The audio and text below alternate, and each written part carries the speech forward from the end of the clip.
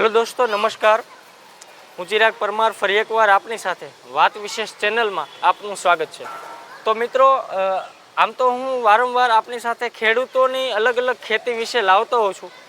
Next વિડીયોમાં તમને કેસરની ખેતીના ખેડૂત, ગુજરાતમાં કેસર ઉગાડીને સફળ ખેડૂત તરીકે એક વ્યક્તિને ચેનલમાં લાવ્યો છું. તો આજે સુરતમાં છું. સુરતમાં આપણી સાથે જોડાયા છે અશ્વિનભાઈ પટેલ, જે વિશ્વની ઘણી બધી દેશોમાં ખેતી કરીને આજે સફળ ખેડૂત છે. ઓર્ગેનિક ખેતી અને 17 દેશોમાં લગભગ એમણે અલગ અલગ રીતે અલગ અલગ ટેકનિકલ અને ટેકનોલોજીથી કુદરત સાથેના સીધા સંવાદ કરી અને સીધી રીતે જોડાય અને તેમને ખેતીમાં સફળ છે. અશ્વિનભાઈ, જય શ્રી કૃષ્ણ. કેમ? જય શ્રી કૃષ્ણ, જય ગૌ માતા, ભારત માતા કી જય. અશ્વિનભાઈ, તમને જે ખેતીની શરૂઆત તમે વિશ્વના કેટલા દેશોમાં કરી અને કેવી રીતે ચાલુ કર્યું એના વિશે વાત કરજો. અમે છે ને પહેલી વહેલા 2007માં સિંગાપુરમાં ખેતી કરેલી, ત્યાર પછી મલેશિયામાં, ઇન્ડોનેશિયામાં, ત્યાર પછી અમે રવાંડા, જે ગઈ સાલ 2021-22માં કેન્યા, રવાંડા, મોઝામ્બિક, તાંજાનિયા, એ આફ્રિકન કન્ટ્રી, જે ઈસ્ટ આફ્રિકાના કન્ટ્રી છે, ત્યાં કરી. પછી વેસ્ટ આફ્રિકામાં ગામ્બિયા, સેનેગન. ત્યારબાદ અમે ગઈ સાલ જર્મની એક એગ્રીકલ્ચર ફેર હતો, એમાં ગયા અને ત્યાંથી અમે ફ્રાન્સ, ઇટલી અને છેલ્લે પોર્ટુગલમાં એક મારા ફ્રેન્ડ હતા, એ ફ્રેન્ડની ત્યાં આલ્બુફેરામાં એક 4 લેયર ફાર્મિંગ, આમ તો 5 લેયર ફાર્મિંગનું એક મોડલ બનાવ્યું, જેમાં ભારતના શાકભાજી, ત્યાંના એક્ઝોટિક વેજીટેબલ અને એની ખેતી અમે ત્યાં કરી, જેને આજે 9 મહિના થયા છે. અત્યાર સુધીમાં તમે જે દેશોની તો વાત કરી, પણ ખેતી ત્યાં ચાલુ કરી અને ત્યાંનું જે કલ્ચરલ છે, સરકાર સાથેનો જોડાણ છે, ખેડૂતો સાથેનું, ત્યાંની કઈ કઈ તમે ખેતી કરી એના વિશે વાત કરો. એકચ્યુઅલી હું 1992નો ખેતીવાડી ગ્રેજ્યુએટ, અને પ્રકૃતિ સાથે બહુ મારું તાદામ્ય છે, અને પ્રકૃતિનું જતન કેમ કરવું, વસુદૈવ કુટુંબકમની ભાવના સાથે વિશ્વના ખેડૂતો સાથે જ્ઞાનનું આદાન પ્રદાન કરી અને વધુમાં વધુ ઉત્પાદન આપણે ભારતીય કુળની, ભારતીયના ખેડૂતોની જે કોઠાસૂઝ અને આપણા ઋષિમુનિઓએ જે આપણે આપેલું જ્ઞાન અને વિદેશોના જે મહેનત, એ લોકોની ડિસિપ્લિન, એ બધાનું સંકલન કરી અને અમે ખેતી કરવા માટે પ્રયત્ન કરી રહ્યા છીએ. વિશ્વની અંદર ખાસ કરીને જો હું કહું તો અહીંયા મેઇન ડિસિપ્લિન છે, પ્લસ જંતુનાશક દવાનો પ્રતિબંધ છે. જે તે સમયે જંતુનાશક દવા જો આપવાની થાય તો મંજૂરી લેવી પડે છે. એ લોકોની જમીન ઝીરો ટેલેજ ટેકનોલોજીથી મેન્ટેન કરેલી છે, વાતાવરણ ખૂબ મેન્ટેન કરેલું છે. એટલે ખેતીમાં એ લોકો આપણા કરતાં ઘણા બધા આગળ છે. જે કહેવાય ને કે પ્રકૃતિના જતન બાબતે હું જે ફર્યો છું એ બાબતે જોઈ શકીએ તો કહી શકાય મારી રીતે. અશ્વિનભાઈ, જંતુનાશક દવાનો ઉપયોગ આપણે તો ભરપૂર પ્રમાણમાં ભારત અને ગુજરાતમાં થાય છે, પણ ત્યાંની જે સરકાર છે એ ખેતી અને જે લોકોના સ્વાસ્થ્ય માટે કેવું વિચારે છે? એકચ્યુઅલી હવે તમે જે પહેલો પ્રશ્ન કર્યો કે જંતુનાશક દવાનો ભરપૂર ઉપયોગ, પરંતુ હાલમાં આપણા માનનીય વડાપ્રધાન જે મોદી સાહેબે એના ઉપર બહુ કંટ્રોલ કરી અને પ્રાકૃતિક ખેડૂત તરફ વાળી રહ્યા છે. આપણા ગુજરાતના ગવર્નર આચાર્ય દેવવ્રત સાહેબ પણ એના ઉપર બહુ પ્રયત્ન કરી રહ્યા છે, અને ખેડૂતો પણ એ બાબતે બહુ ડીપમાં જઈ અને ઘણું બધું પરિવર્તન આવી રહ્યું છે. પરંતુ વિદેશની અંદર આજથી 50 વર્ષ પહેલાં અને અત્યારે પણ એ લોકોની જે સ્વાસ્થ્ય પ્રત્યેની જાગૃતિ તો બહુ ઊંચી છે. એટલે સમજો કે એ લોકો જંતુનાશક દવા જ્યાં બનાવે છે એ લોકો ગામને બધાને આપે છે, આપણા દેશમાં મોકલે છે, પણ અહીંયા તો સંપૂર્ણ પ્રતિબંધ છે. જર્મનમાં કરન્સી કઈ? જર્મનની કરન્સી છે યુરો. યુરોના કઈ રીતે ભાવ છે આપણે અહીંયા જો દ્રષ્ટિએ જોઈએ? એકચ્યુઅલી યુરોપિયન યુનિયન જે 7 વર્ષ પહેલાં જુદું થયું, એક યુરોપિયન યુનિયન બન્યું અને એની કરન્સી યુરોમાં થઈ. બધા દેશના યુરોપિયન જે દેશ હતા એને અલગ અલગ કરન્સી હતી, પણ આ લોકોએ જોડાણ કરી અને યુરો કર્યું, અને યુરોનો હાલનો ભાવ 91 થી 92 રૂપિયા છે. હા, અને વાત કરીએ તો ત્યાંની જે ખેતી છે અને અહીંની ખેતીમાં તફાવત કેટલો હોય? ઘણો બધો તફાવત છે, ઘણો બધો તફાવત છે. ત્યાં એકચ્યુઅલી એક તો ઝીરો ટેલેજ ટેકનોલોજી, એટલે કે ખેડ વગરની ખેતીનું કોન્સેપ્ટ અપનાવી રહ્યા છે, પહેલેથી જ અપનાવતા. એ લોકોએ ટ્રેક્ટર ખૂબ બનાવ્યા, પણ ત્યાં બહુ ઓછો ઉપયોગ કરે છે.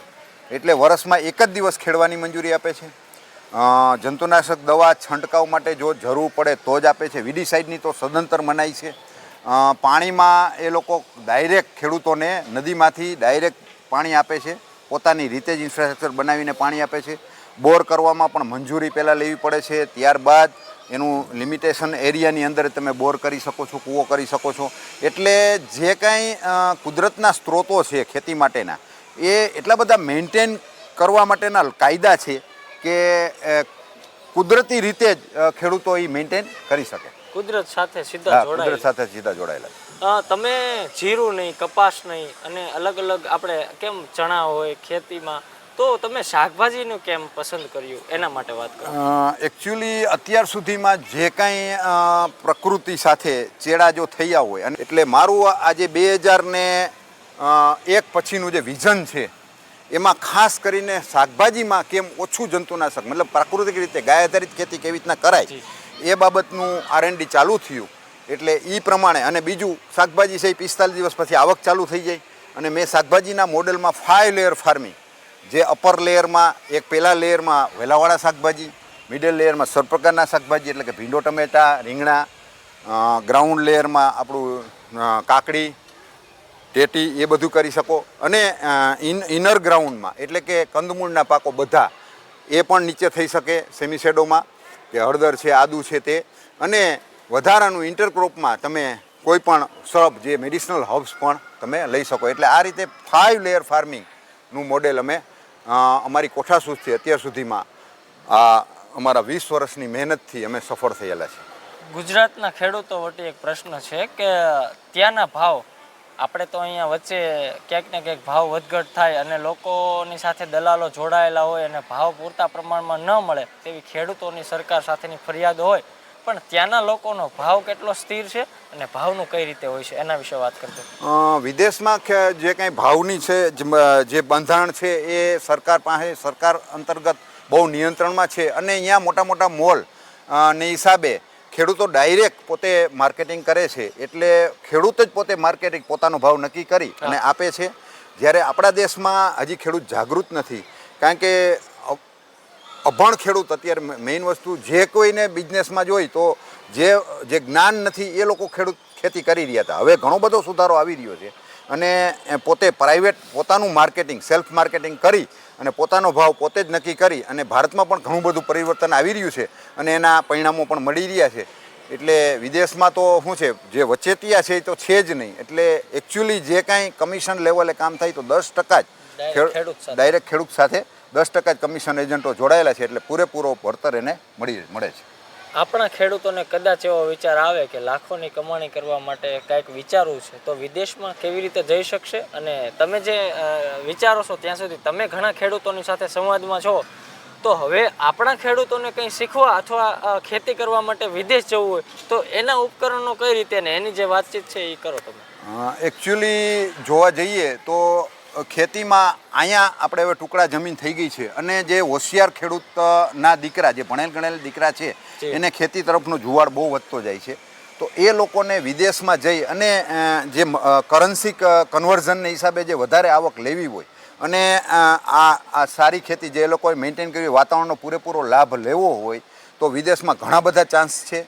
એમાં ખાસ કરીને યુરોપના દેશોમાં પણ ચાન્સ છે, અમેરિકામાં ખૂબ મોટો ચાન્સ છે. અને એમાં વિઝા માટે જે અત્યારે આ લોકો જે સમજો કે આ ડોંકી દ્વારા જે માણસો જાય છે, એ કોઈ આપણે ખેડૂતોને કરવાની જરૂર નથી, ખેડૂતના દીકરાને. એટલે એજન્ટ વચેટિયાઓ સાથે કોઈની જરૂર જ નથી. એટલે એમાં ખાસ કરીને વિદેશોમાં અત્યારે કોવિડ-19 પછી એગ્રીકલ્ચર ક્ષેત્રે એટલું બધી માંગ વધી રહી છે, કારણ કે માણસો, આપણે હોમોસેપિયન્સ એટલે મનુષ્યનું જે બોટનિકલ નામ છે એ હવે આપણે શાકાહારી જતા અને એ લોકોને ભાન થઈ છે, એટલે શાકાહારી તરફ જઈ રહ્યા છે. એટલે કોવિડ-19 પછી માણસો શાકાહારીની હિસાબે આપણા ભારતીય જે કાંઈ અન્ન, કઠોળ, શાકભાજી, ત્યાંના અન્ન, કઠોળ, શાકભાજીની બહુ મોટી માંગ થઈ રહી છે. એના અનુસંધાને જો આપણે જવું હોય તો અહીંયા એ લોકો કૃષિ મેળા, મોટા મોટા કૃષિ મેળાના આયોજન કરી રહ્યા છે દર 6 મહિને. દાખલા તરીકે જર્મનીમાં ન્યુરેનબર્ગની અંદર દર 6 મહિને મેળો થાય છે, ઓર્ગેનિક ફેર થાય. તો એમાં તમે ઇઝી વિઝા એપ્લાય કરી અને જઈ અને અહીંયા તમે ગવર્મેન્ટ સાથે તાદામ્ય કેળવી અને ઇઝી તમને જમીન પણ આપશે બધું ટેકનોલોજી તો એની પાસે બહુ સસ્તી છે. ધારો કે આપણી અહીંયા ડ્રીપ છે તો અહીંયા ડ્રીપ એઝ કમ્પેર ટુ આપણા કરતાં 5 ગણી વધારે પણ બજાર ભાવ આપણા કરતાં 20 ગણો આવે છે. એ જ રીતે અમેરિકામાં હમણાં જ કેલિફોર્નિયા હું જઈ રહ્યો છું. કેલિફોર્નિયામાં ટુલારેમાં 4 દિવસનો ફેર છે, 13 થી 15. એમાં પણ વિઝા એપ્લાય કરીને તમને ઇઝી વિઝા મળી જશે. વિદેશની ખેતીઓમાં તમે ગમલા પદ્ધતિ કઈ રીતે અપનાવી એની જે વાત કરો. હવે એકચ્યુઅલી મારો ઉદ્દેશ એવો હતો કે હું અહીં ખેતી કરતો એટલે એક જૈન વાણી આવ્યા જેને જમીન હતી પણ એને થયેલી હતી, એટલે પથરાળ જમીન હતી. એ પથરાળ જમીનમાં કેમ એ કે મને કે તમે અમે શાકભાજી મને કરાવી દો. તો મેં વિચાર્યું કે આમાં પથરાળ જમીનમાં વગર માટીએ કઈ રીતે કરવું. તો મેં મારી રીતે એક અંદરથી એક આત્માનું મંથન કરી અને એક ગમલા પદ્ધતિ તૈયાર કરીને એમાં જ આપણે એક ખાતર માટી ભરી અને એક મિની ઉકરડા દેશી ભાષામાં બનાવી અને 4-5 લેયર ફાર્મિંગનું મોડેલ કર્યું. એટલે એ બહુ સફળ અને ઇઝી ઓપરેટેબલ મોડલ તૈયાર થઈ જાય છે.